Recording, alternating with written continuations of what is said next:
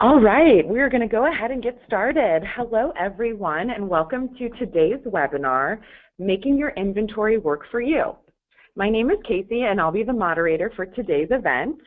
And today we're featuring Paul Erickson of RMSA Retail Solutions. Welcome, Paul. Hi, Casey. Hello, everybody. But before I pass the mic over to Paul, there are a few things I'd like to cover. Today's webinar will be recorded and made available to you after the event, so look out for it in your inbox and feel free to share it with your peers and on social media. For a better viewing experience, all of the lines are muted today, so if you have any questions, please feel free to type those into the questions panel in the GoToWebinar control panel located at the right side of your screen. Due to time constraints, we'll be answering all of your questions via email following the webinar, so please feel free to take them as we go along.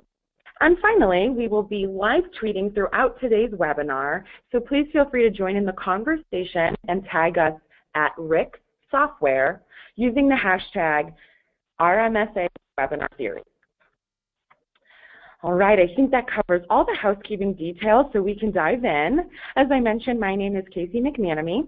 I recently joined the team at RIX Software as Customer Marketing Manager, and my role here is focused on customer success and advocacy with the goal of helping you grow your business by creating and enhancing our strategic relationships and finding unique ways to work together that guarantee our mutual benefit.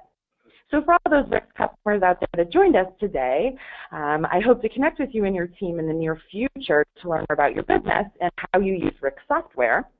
For those that don't currently use RIX, here's a little bit more about what we do.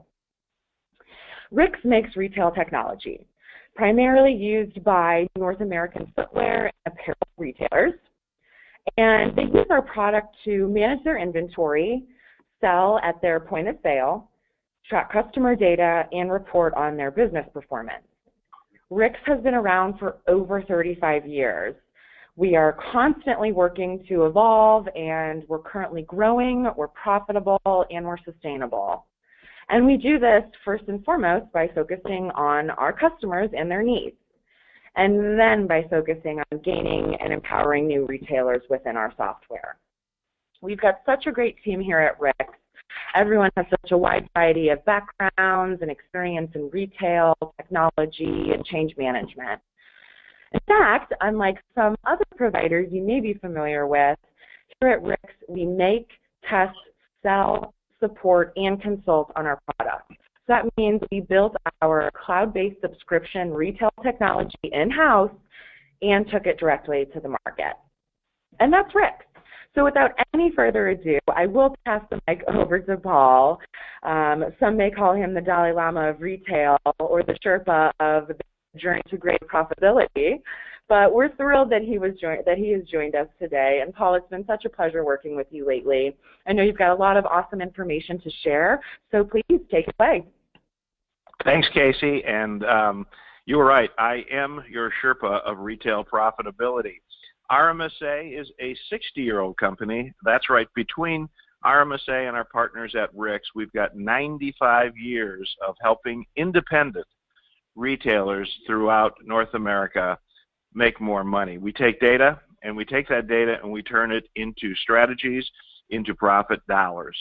And essentially, what we do is make our clients more profitable, improve their cash flow, improve their turns, and of course, improve their margins. And as is true with RIX, we are a cloud-based subscription inventory forecasting and open-to-buy service. And we would love to talk to you about how we might be beneficial to your business and your retail stores. Okay, let's talk about retail and those darn customers, the customers that judge us every single day. Today in retail, our customers do not silo their shopping experiences into nice, neat, vertical categories that we tend to operate our businesses and view our competition.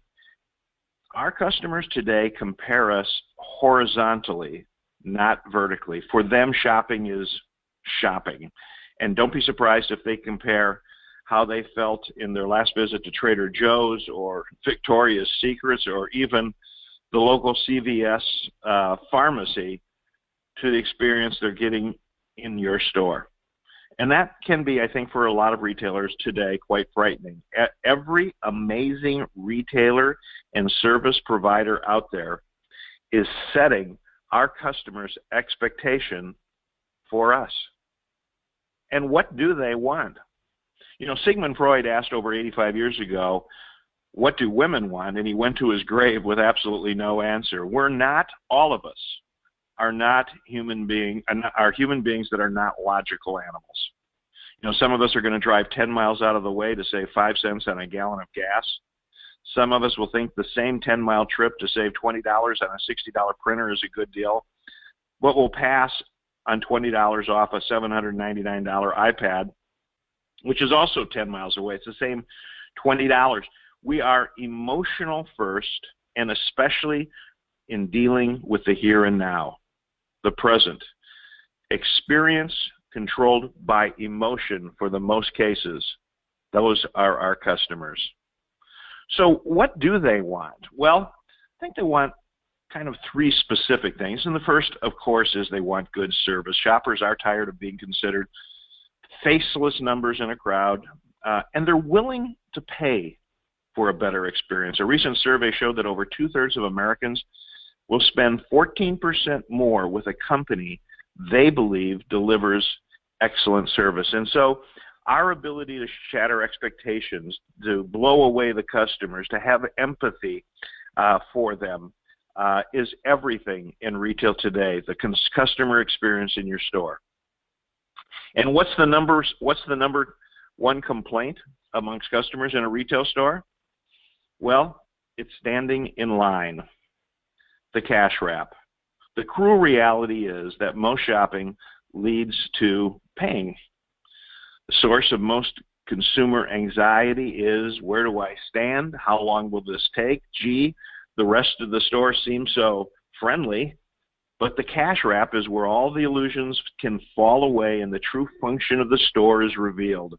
It's a machine to take our money, and many times misunderstood by the operator. And then where do you put the cash wrap? I always tell the story about a trip I made to Radio Shack many years ago, and they had put their cash wrap right next to repairs and returns. So there I was standing elbow to elbow buying something with unhappy customers who had complaints about the same thing I was buying. Customers want real information, the more and better well categorized and easy to find. They love product reviews, and we can thank Jeff Bezos for that. The more information we can give them, the better off we will be. Duluth Trading Company is, I think, a really good example of a retailer that gives excellent information with a little bit of humor, I might add, about their product. They sell inventory that may be the most boring, unexciting inventory on planet Earth, workwear. Yet everything in their store is about showing the customer why their products are worth what they're worth. A lot of information. And they have fun, too. When they have jeans in the store, it's not just jeans, it's ballroom jeans, crouch without the ouch. You know, a Henley shirt is one thing, but in the Duluth Trading Company, it's not a Henley shirt, it's a Don Henley shirt. The Eagles, take it easy. And everybody should be telling customers about inventory, because every one of our customers is essentially underconfident when they look at products. So telling them that's a new arrival, telling them that this just came in, can be very, very important. Personalize the item. Every one of your customers want to know what others think of a product. It is the core of human nature to care about what others think. And this can help reduce buyer's remorse, can help reduce product returns. So just saying something about maybe the manager, Tammy, has some picks for this week is a very good messaging that tells the consumer, hey, This is a great product. You should try it. The other thing the consumer wants today is peace of mind, guarantees, easy returns. These are uppermost in the consumer minds today. And I don't think you have to look any farther than maybe Zappos to see how loyal customers can be if a brand convinces them that they cannot make a mistake thanks to their liberal return policy. Human beings will expend twice as much energy to avoid a loss as they will to gain a win. We fear losing, and we reward retail companies who minimize that feeling for us. That's why I think Zappos became successful. You cannot make a mistake. They literally send you the return packaging so that the product doesn't work out. You put it back in the return box. Easy schmeezy. How's this sign look in terms of welcoming customers? All sales final. No ifs, ands, or buts. No returns. Nothing comes back. You'd be surprised how many retailers still do this to this day. But there's a weird psychology of return policies. Last year, the Journal of Retail had a very, very interesting study about the whole idea of liberalizing return policies in retail stores. Also last year, returns hit $284 billion, up 6.2% from the year before. But remember, online returns are a whopping 1/3 of purchases. So that is always going to drive up retail returns. 30, 60, 90-day return policies are very common now. So why would you make it easier for your customers to take it back? Well, in the recent Journal of Retail found that a store's return policy makes a difference, but in a surprising way. You know, Nordstrom, REI, Costco, they've all added restrictions now to once lenient return policies that helped create their business to the degree that it is today. Yet they're now changing and they're making them more strict. But these new studies have revealed that lenient return policies increase purchases in a retail store and decrease returns. Let me say that again. The new studies revealed about a year ago in the Retail Journal have said that stores who have lenient return policies increase sales and decrease returns. Surprising. The longer a store allows customers to return something, the less likely they are to return it. Something far off. Something far off becomes more abstract. Something closer becomes more concrete and changes people's actions. If you were a reporter for your school newspaper, you understand what a deadline is. If we say it has to be done by Saturday, it will be done by Saturday. Concrete. Deadlines make you take action more quickly. But if there is no deadline, the studies have shown, they're less likely to return it. And the longer they go where they don't return it, the longer they own something, the longer it is in their closet. Well, the endowment effect in human psychology says it starts to feel like it's really theirs. Plus, human nature, people don't like to return things. It's sort of a admission of failure. If we start running our policies around those very small amount of our customers that will take advantage of these kind of things, we're really doing a disservice to our business. I know this is controversial, but really, the people that abuse return policies are very small, sort of like the people that come in and shoplift. And you could stop all shoplifting in its tracks by putting everything in locked and behind glass. But that obviously would affect sales. In some ways, a lenient return policy is the same thing. Something to consider.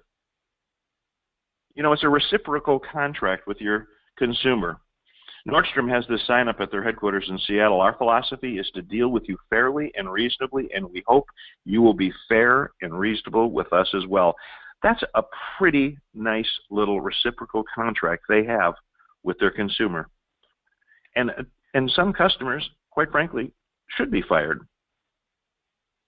But let's move on to something a little more fun, and I want to talk to all the retailers on this call about retail heaven. We're all going to die one day as retailers, and we will go and move up to what I call retail heaven. It's a beautiful place. I've seen it. There's a lot of great retailers up there right now. And what happens in retail heaven as a retailer is that it's interesting, because in retail heaven, we don't buy products and then resell them. We sell products and then purchase them. It's the exact opposite. Now, what do I mean by that? Well, retail heaven retailers sell their inventory so fast that the invoice comes due after the products have been sold. In other words, you already have the cash. Now, there are a lot of retailers that are kind of living in retail heaven right now. A lot of them are our clients who use both RICS and RMSA. But one of my favorite ones is Costco. Costco is in retail heaven because one of the things about Costco is that they do not own their inventory. Now, when I ask audiences, did you know that Costco does not own its own inventory? They always ask, how could that be? Is it all on consignment? What are you saying? And basically what I'm saying is that Costco turns its inventory so fast that it's in and out, a little bit like us with a bran muffin in the morning, very, very quick. But Costco's inventory turns so fast that the bills come due after the inventory has been sold. That is what we call retail heaven. By the way, a few other things you may not know about Costco is the average income of a Costco customer today is over $100,000 a year. When you go to a Costco and look at the parking lot, you'll see maybe as many BMWs as Mercedes as anything else. It is a more affluent customer than certainly Sam's Club. Also, the average Costco store has only 8,000 SKUs. Now, that is a big difference to, say, Sam's Club, which the average Sam's Club has 60,000 SKUs, or the average grocery store has over 100,000 SKUs. With Costco, 8,000 SKUs. They cull their inventory down into what they believe will sell best. If you want to buy ketchup at Costco, that day you better want to buy Heinz, and you better want to buy a whole lot of it. It's a minimal SKU, narrow and deep, fast turn. By the way, the ceiling on anything that Costco puts into their stores is a 15% initial markup.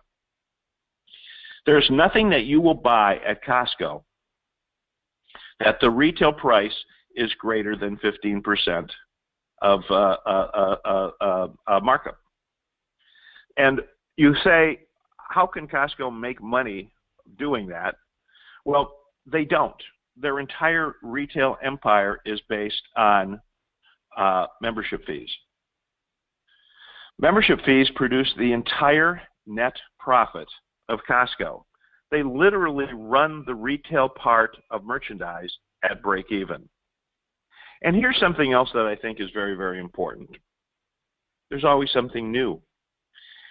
A walk through the Costco floor is kind of like a voyage of discovery, always seeing something new that just arrived. And it is a voyage of discovery, and that is part of the reason of their success. Fast turnover, in and out, new products, always to show the customer. Because in retail, it is not about how much inventory we have. It's about how much new inventory we have. That is the critical thing. So I would ask everybody on this call to go look in your RICS system and start by aging your inventory, because that's where the opportunities and the problems are. We are all retailers. We're not operating a store. We're operating a store, not a museum. A walk along our sales force should not be a trip down memory lane. We should never, ever have a birthday party for merchandise. Ever. Nothing should be in the store for more than a year. And always value your inventory in your RICS system at the selling or retail value. What it's selling at is the true value of your stock, not cost and not the initial markup if that merchandise has been permanently discounted on the sales floor. I would ask everybody to identify in your store anything that's more than 6 months old. If 20 to 30% of your inventory is older than 6 months, well, you have a potential problem. And if you have over 30% of your inventory that's over 6 months old, well, we have a problem that needs to be addressed immediately. Now, the fact of the matter is that our findings at RMSA is that most independent retailers carry 2 to 3 times more inventory than what is really necessary. Let me say that again. Most independent retailers carry 2 to 3 times more inventory than is really necessary. I'll give you an example in fashion apparel. Our studies have shown that after 8 weeks, fashion apparel essentially will stop selling. You've got an 8-week shelf life, which means that at least 6 turns is where we should be.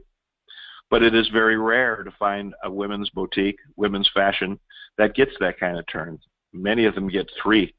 That's 2 to 3 times more inventory than what's necessary. And one other thing, too, about a lot of independent retailers today, we don't have a clear end goal for our inventory. How much inventory we have now, we know. How much inventory we should have at the end of 2017, not so much. Yet that is the key. Where do we want our position in stock to be on December 31st, 2017? That becomes the critical aspect of our cash flow as a business, and ultimately, if we take markdowns in January, our profitability. And that's essentially what good planning and good open to buy is. The ability for us to start buying around a turn goal and an end of season goal that's going to improve our cash flow and improve our profitability. Now, there's some steps to improve your cash flow, and I'm just going to go through some of the basic steps here, but I'm going to look at it possibly a little bit more differently than maybe some other retailers do. Obviously, to help our cash flow, we should negotiate the longest payment terms possible with our vendors. We should always try to get an extra 30 days. That goes without saying. The longer we have to pay the invoices, the better it will help our cash flow. But one of the things that we should be looking at is thinking about how much we're buying against how long it's going to be before we sell it. Selling at least half before you have to pay for it is something that can really help your cash flow. And here's a different way to think about that. Let's say we have 60-day terms and we get 3 turns that will accomplish this goal. For example, thinking about your turnover means you're thinking about your day's supply on hand. 3 turns a year is about a 120-day supply. That's simply taking 365 days in the year divided by 3.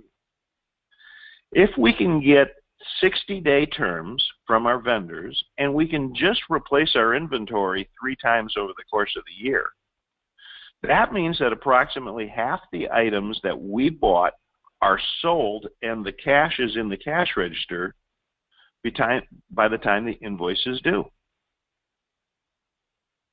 Now let's talk about retail heaven. Let's talk about selling it and then we pay for it. There isn't one retailer on this call that cannot achieve retail heaven. Because basically what it says is, if you got the 60-day terms, you could probably put it on a credit card and get another 30-day, but 90-day terms and simply 4 turns, and you're in retail heaven. Because 4 turns, every 90 days we replace our inventory, and if we get 90-day terms, that for all practical purposes means the entire inventory is sold by the time the invoice is due. I just thinking about it makes me happy. But this is the way I want everybody on the call to think about it. Think about how much you're buying, how long it's going to take you to sell it, and then what your terms are with the vendor. And the more and more you start looking at it this way, the better your cash flow will be and the better control your inventory will be under. Now, one of the things that I tell retailers that a lot of people don't really, I think, fully grasp is that if we sell something faster, we can increase your net profits. The length of stay of merchandise on the floor has a direct proportion to your net profitability as a business. Now, what do I mean by that? Well, let's go through an exercise. The exercise is essentially a fictitious boot shop that I'm going to be opening. And the boot shop I'm opening is essentially fictitious because we're going to sell one SKU. We have one item. And it's a pair of boots that are so rare, so unbelievably beautiful, the leather so fine, that we found these in Machu Picchu, Peru. Then up there, the Incan Indians made these boots, and they have been valued, if we can import them into the United States, at $1 million. That's right. They will sell, we have valued these at a retail price of $1 million. So the boots sell for $1 million, and we're going to call it the $1 million boot shop. Now, the boots have a 50% markup, so I think that's easy to calculate. If we're going to sell them for $1 million, we paid $500,000 for them. That's our markup. And we're going to open our $1 million boot shop on January 2nd. But before we do, we've got to look at what our operating costs will be in the store. And the rent and the payroll and the advertising and all the other ancillary costs of running the store are going to average about $34,000 a month. That's our overhead in the $1 million boot shop, that we have one pair of boots. So let's just get this store open and let's see how we do. We don't know when they're going to sell. So we open up the store in January and they don't sell. They're not selling in February, March, April, May, June. No sales. $34,000 a month that we have to write checks for the rent, to our landlord, and for the payroll, and to our manager, and all the other costs of business. The first 6 months, zero revenue. Then we go into the second half of the year, and finally we get into December, and someone comes in the store and buys these boots at full price for $1 million. Now, there might be some on this call that are writing this down and taking 34,000 times 12 to get what our full costs are for the year. But my question is, did we make money? Well, the turn was only one. But let's look at our year-end income statement, because the sales were $1 million. We paid $500,000 for the boots, and so our profit was $500,000. And then we subtract our overhead from our gross profit, which at $34,000 a month times 12 months is $408,000. And we made a net profit pre-tax of $92,000. We made money, and it was only one turn. So let's go into the second year. We get the boots. We have to go reinvest the boots at $500,000. We open our doors on January 2nd. We don't know when they're going to sell. We go through the first half of this year the same as last year, didn't sell them, but we always felt December would bail us out, and we get into the December and no sales. We're now into the next year, January through June. No sales, $34,000 a month. And finally, at the end of year 2, after spending the overhead to stock that one pair of boots, we sell them at full price. Did we make money over those 2 years? Well, if you look at it from the vantage point of time, over those 2 years, our sales were $1 million over 2 years. The cost of goods sold was $500,000, and our gross profit was $500,000. You see, if you only look at your business without the aspect of time, those first 3 lines didn't change from whether you sold them in 1 year, 6 months, or 2 years. It was exactly the same. The exact same gross profit, the exact same sales, the exact same cost of goods sold. But now let's put in the fact that they were there for 2 years. Expenses at $34,000 a month times 24 months is $816,000. Those boots that had sat there for 2 years, remember what I said about no birthday parties, that had a birthday party, we lost $316,000 on those boots because it took us too long to sell them. Now let's go the other way. We're going to buy another pair of boots. We open the door on January 2nd. And on the end of January, a gentleman comes in and says, you know, I've been thinking about buying these boots, but I don't think I can afford $1 million. Would you sell them for 20% off? And I said, yes, I will. And so we marked them down to $800,000. We reduced the margin, but we sold them in a month. How did our January income statement look? Well, here now, we reduced the sales, $800,000. The cost of goods sold actually was the same. Didn't matter. What we paid for them is what we paid for them. And our gross profit then, of course, was reduced to $300,000. But here's the big difference. They were only there 1 month. $34,000 was our expenses that we had put in them for those 4 weeks. And our net profit was more than $250,000. You know why Costco can make money or break even at 15%?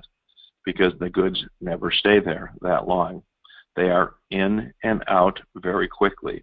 The moral of the $1 billion boot shop story is the longer it takes us to sell it, the more we reduce our net profits as the expenses eat into each of those SKUs.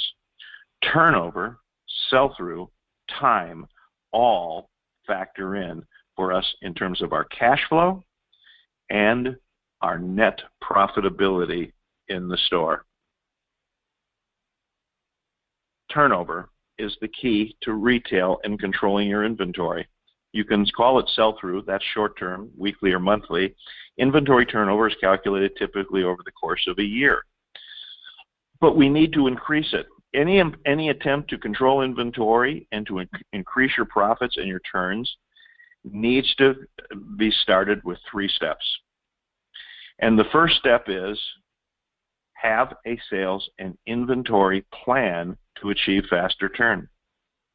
If we want to, and this is a very generic, simple statement, but I think important to be said, if we want to turn our inventories 4 times a year, we should not stock or buy more than what we can realistically sell in 3 months. If we want to turn our inventories 5 times a year, we should not stock or buy more than what we can sell in 2.5 months. Always think about time in purchasing, in inventory positions over the course of the year, and also when you mark down. Recognizing a mistake is absolutely critical to be profitable. Marking down slow-selling merchandise within the planned month supply window, whatever that may be, again, 2.5 months, 3 months, 2 months, whatever the turn that you want to achieve, we must also recognize that merchandise, if not selling, has to be gone within that same planned month supply window. If we are good at that, if we understand that, and if we mark down seriously and not beating around the bush to try to preserve a margin that will hurt our sell-through, we are doing our business a disservice. And finally, last, probably everyone on this call has certain things that are replenishable, that we want to be in stock at all times. That's important. Using a min-max auto-replenishment systems to be in stock on those wanted retail items by the consumer, never being out of stock, also increases our turns. Because if we don't have it, we can't sell it. And so using auto-replenishment, marking down on more fashion items within the month's planned supply window, and having a budget, a plan, a strategic view of how much we're going to be buying and how much we should have, beginning a season and ending. These are the 3 ingredients to increase your turns, to increase your profits, and increase your cash flow. Now, I want to thank everybody for being on this webinar today. I hope I opened up a few eyes and didn't bore anyone. I told Casey I'd be done in 40 minutes. It was actually 36 minutes, so I got done in record time. But I'm going to turn it back to you, Casey, and I want to thank everyone again for being on the call. Thank you so much, Paul. It was a lot of great info. I was not bored once. Definitely some great takeaways there. And I would like to conclude then by thanking you as well and the rest of the RMSA team for being such great partners and participating in these webinars with us to share best practice content. As a reminder to everyone else still listening, we will be answering all of the questions we received following this webinar via email. If you do have any other additional questions, though, please feel free to take down Paul's email or mine, and we'll be happy to answer those questions when they're submitted. Additionally, we will be sending out this webinar recording in the next couple of days, so be sure to look out for that in your inbox. And then finally, this webinar was the second webinar in our three-part series with RMSA. So be sure to register for the third webinar in this series, Increase Cash Flow Now, which will take place on September 21st at 2:00 p.m. Eastern.